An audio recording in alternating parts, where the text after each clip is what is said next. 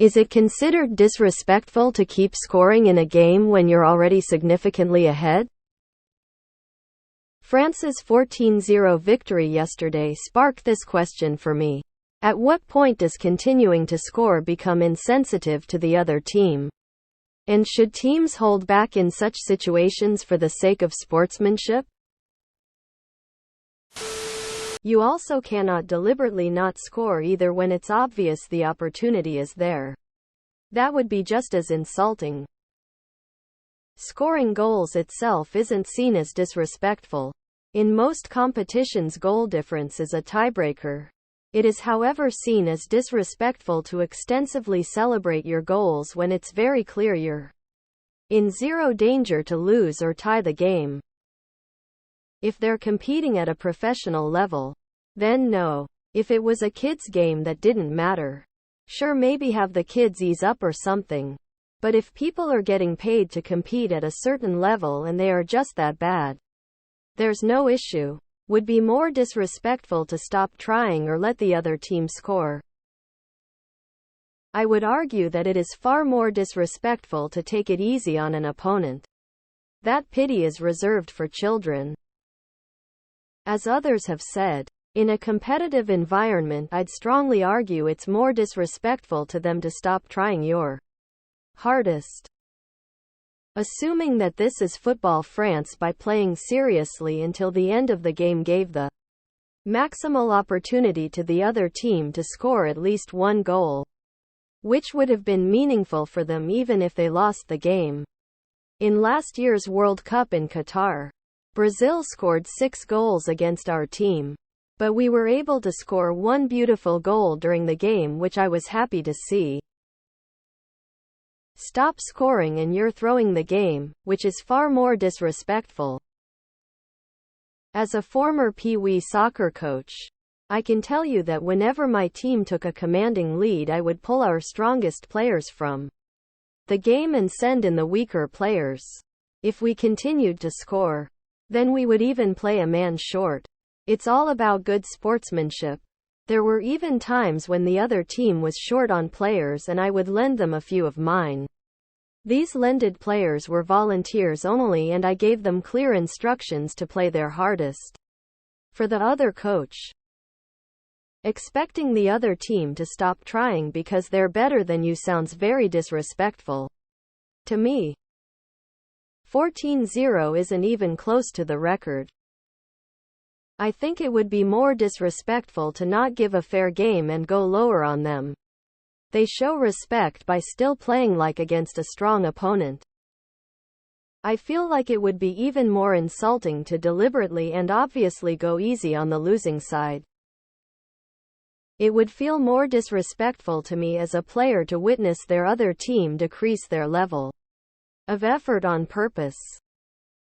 Generally in the sports I know best, baseball and gridiron football, it's common to ease up if it gets very lopsided. Not so much to disrespect the opponent, but to substitute and rest your best players for more competitive games and let inexperienced players to get actual playing time. What is considered disrespectful are very aggressive plays like stealing bases, going for fourth down conversations to make the score ridiculous. It's smarter to use up the game time innings uneventfully. If it's amateur or kids sports, sure, winning team should E3 ace up, or there should be mercy rule or something. If it's professional level, or even college level in US, nope. Keep pouring it on. Both sides are paid to play their best. Fans have paid to see them play their best. Sometimes points scored are used for tiebreakers in standings or playoff seeds in collegiate play. I've seen where some sports teams go from way behind to winning. 14-0? Yeah. Not likely, but could it happen? Screw sensitivity. It's not disrespectful as long as the rules are fairly enforced. Sports are about being the best, earning your way into a hierarchy and taking pride in that. Nope. I think this is where it comes to players individually. Run those stats up if you can.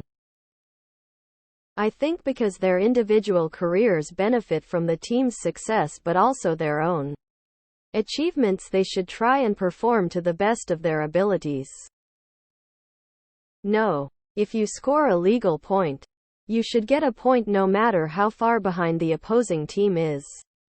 First, it just wouldn't be fair to the individual players.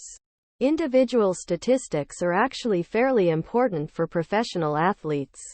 To be fair, a lot of the time, the winning team will sub in players that aren't from their starting roster to get a chance to play some. So that actually does even the playing field a touch. You are a paid employee. Your job is to score. Just because your team is better at their job than the other team doesn't mean you stop doing your job. Insensitive? What are you supposed to tuck them in after the game to? It's an opponent. Finish them. It's disrespectful not to. Imagine you're ahead 10-0. Now you're not doing anything and just trolling. You get rid of the goalman and just let your opponent a goal or two. Maybe make faces and make fun of them. Does this seem more respectful to you? There are two problems with the Euro qualifying. One is that it puts absolute no-hope tiny nations like Gibraltar up against major countries like France and Germany. And the other is that goal difference can be an important tiebreaker in qualification or seeding. So that sets up a situation where the big teams have an incentive to rack up as many goals as possible against the weak teams in games that are not in any way competitive. The Euro Nations tournament is better in that it has two tiers, so you don't get these incompetitive, one-sided and frankly dull matches. There is no room for sensitivity in sports. If you can score, you should. Why would it be disrespectful? No. In youth sports outside of select, they'll call the games select and adult. It is what it is. Don't be sore losers, basically. Not in professional sports. No. This is not Little League. You're getting paid to play with the big kids now. It's up to the losing team to stop sucking. The competition doesn't end until the click runs out. Always play your best. It's the other team's problem if they're unable to keep up. Blew out a few teams back in my high school hockey days. Scores were as bad as 15-25 to 0-3. Coach told us keep scoring.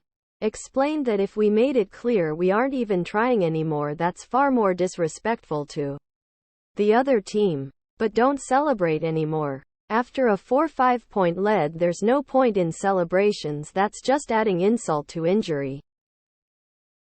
Hell no, you don't hold back. It's a game, you have a winner and loser. I'd say when you're under 10-12 years old, the mercy rule is fair as long as every team member has had time in the game. But if we're talking professionals, then each team should play to their best ability throughout. I have no problem subbing in the third string if they are far enough ahead to not lose. Give them some experience. Give the A team some rest. But no mercy rule. If you're talking about kids' sports, letting off the gas pedal might not be the worst thing in a blowout. Anyone older than that, keep it full throttle. If you don't like the score being run up on you, then stop it. Maybe on a kid level, but professionally that's literally their job. They are getting paid to do that. Why would go half-ass? You keep trying to score it up to the other team to block or score. If it's youth sports, then the coach does need to step in and avoid embarrassing the other team. If it's professionals, then they should just rack the score up as much as possible. That's what they're there for. You hold back to save your players for the next game, not because of the other team's feelings. Unless it's kids, then some kindness is called for.